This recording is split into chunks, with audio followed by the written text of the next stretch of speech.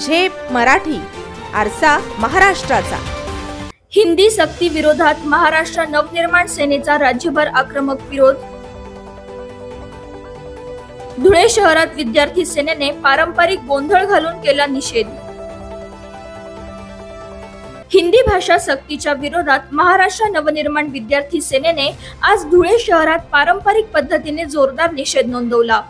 महात्मा गांधी पुतळा परिसरात पारंपरिक खंडोबाचा गोंधळ घालून विद्यार्थी सेनेच्या कार्यकर्त्यांनी राज्य सरकारच्या निर्णयाचा निषेध केला। हिंदी भाषा सक्तीचा निर्णय हा महाराष्ट्राच्या अस्मितेला धोका असल्याचा आरोप करत सरकारला शंड सरकार असे संबोधून मनसे कार्यकर्त्यांनी तीव्र नाराजी व्यक्त केली।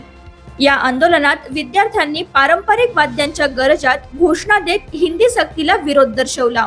महाराष्ट्र सरकारने हिंदी सक्तीचा एक GR काढला की त्याच्यामध्ये सगळ्यांना लहान पोरांना पहिली ते चौथीच्या पोरांना कंपल्सरी हिंदी शिकवण्यात येणार आहे आणि 20 पोरं असतील तर त्यांना त्यांची भाषा मुळात त्रिसूत्री कार्यक्रमाप्रमाणे सरकारच्या धोरणाप्रमाणे कुठेच कोणत्याही राज्याने त्रिभाषा स्वीकारली नसून त्यांना 2च भाषा शिकवण्यात येणार आहे। तरी महाराष्ट्र सरकार हिंदीचा लादण्याचा काय एवढा लहान पोरांवर लादत आहे। म्हणून आज महाराष्ट्र नवनिर्माण विद्यार्थी सेनेतर्फे आम्ही गोंधळ घातलेला असून खंडेरावांना आम्ही विनंती केली की हे निकृष्ट सरकारला जाग येऊ द्या, या शंट सरकारला जाग येऊ द्या, अन्यथा महाराष्ट्र नवनिर्माण विद्यार्थी सेनेचं यांनी गव्हर्नमेंटने GR मागे घेतला नाही आणि नवीन GR काढला नाही तर महाराष्ट्र नवनिर्माण विद्यार्थी सेना पूर्ण महाराष्ट्रावर जोरदार तीव्र स्वरूपाचे आंदोलन केल्याशिवाय राहणार नाही। धन्यवाद। जय महाराष्ट्र।